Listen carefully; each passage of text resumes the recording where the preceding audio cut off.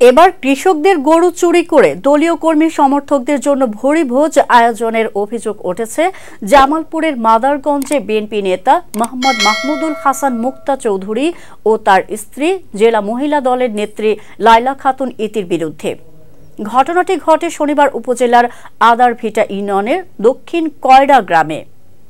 এই ঘটনায় বিএনপি নেতা মোহাম্মদ মাহমুদুল হাসান মুক্তা চৌধুরী সহ ১২ জনের বিরুদ্ধে মামলা দায়ের করা হয়েছে। জানা যায়, শনিবার মাদারগঞ্জ উপজেলার জুনাইল রাইসিয়া বালিকা দাখিল মাদ্রাসা প্রাঙ্গণে উপজেলা ও পৌর জাতীয়তাবাদী মহিলা দল নারী সমাবেশের আয়োজন করে।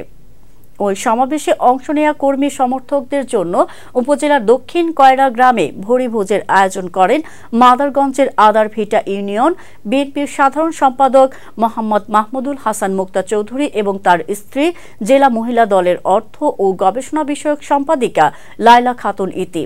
তবে ভোজের বিরিয়ানি রান্নার জন্য শুক্রবার রাতে উপজেলার জোরখালী ইউনিয়নের খামার মাগুরা গ্রামের কৃষক এফাজ মণ্ডলের গোয়ালঘর থেকে একটি গরু চুরি করে জবাই করার অভিযোগ উঠেছে।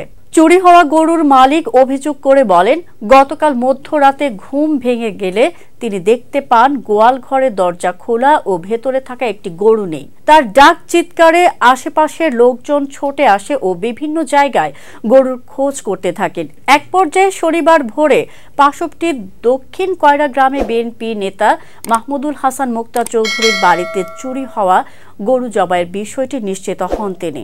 ঘটনার সত্যতা নিশ্চিত করেছেন মাদারগঞ্জ মডেল থানার ভারপ্রাপ্ত কর্মকর্তা মোহাম্মদ হাসান আল মামুন।